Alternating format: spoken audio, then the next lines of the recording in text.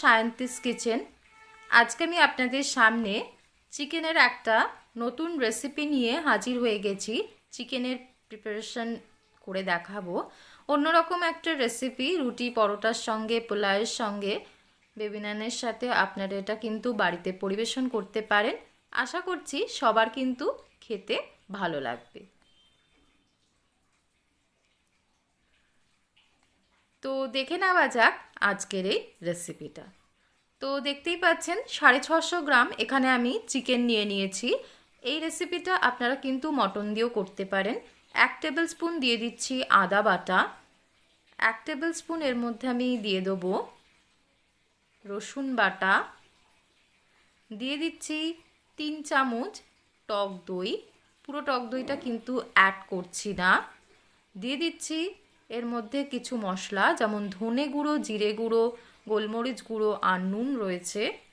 হলুদ এখানে কিন্তু বা কাঁচা লঙ্কা মানে লাল লঙ্কার গুঁড়ো আমি এখানে ব্যবহার করছি না।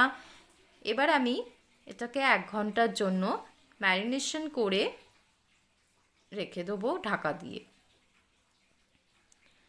তো একটা পাত্রে আমি গরম জল করে নেব। সেখানে আমি দিয়ে দিচ্ছি 2টো কুচনো পেঁয়াজ মিডিয়াম সাইজে, 3-4টে কাঁচা লঙ্কা, আর দিয়ে দেবো 7-8টা মতো, 7-8টা নয় 8-10টা মতন আলমন্ডস। এটাকে সেদ্ধ করে নিচ্ছি। এবার এটাকে আমি পেস্ট করে নেব মিক্সিতে। কড়াই গরম হয়ে গেছে। এদিকে দিয়ে দিচ্ছি ছোটো কাপের 1 কাপ, ফুল 1 কাপ সর্ষের তেল। রান্নাটা টোটালি আমি সর্ষের তেলে করব। তেলটাকে হাই ফ্লেমে আমি গরম করে নিচ্ছি। তেল গরম হয়ে গেছে। দিয়ে দিচ্ছি এখানে গোটা জিরে, এলাচ, দারচিনি আর লবঙ্গ রয়েছে। তো একটু সটে করে নিলাম। এবার আমি গ্যাসের ফ্লেমটা লো করে দিয়েছি আর ম্যারিনেশন করা মাংসটা এর মধ্যে মশলা সহ দিয়ে দিচ্ছি। ভালো করে কিন্তু এটাকে কষিয়ে নিতে হবে। খুব ভালো করে কিন্তু কষাতে হবে যাতে মাংসটা ভালো করে সেদ্ধ হয়। এবার আমি 15 মিনিটের জন্য ঢেকে দিচ্ছি।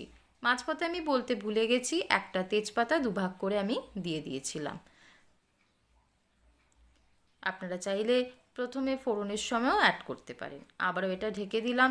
দিয়ে দিচ্ছি এবার মশলা যে পেস্ট করে রেখেছিলাম সেই মশলা পেস্ট, মানে পেঁয়াজ, আলমন্ড আর কাঁচা লঙ্কা একসাথে মশলা সহ চিকেনটাকে কষিয়ে নিচ্ছি।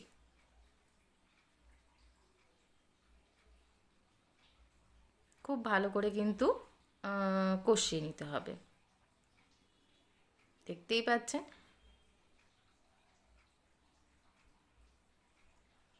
তো আবার এটা আমি ঢেকে দিচ্ছি 10 মিনিটের জন্য। দেখুন কতটা জল উঠেছে।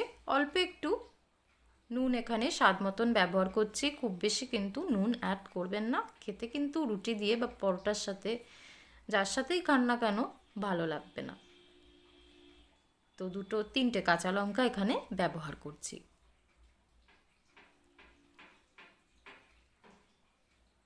দেখুন মাংসটা পুরোপুরি আমার সেদ্ধ হয়ে গেছে। কিছু মাংস এখানে কিন্তু অনেকগুলো আর কি খুলে আসছে, দেখতেই পাচ্ছেন। এই দেখুন মাংস সেদ্ধ হয়ে গেছে।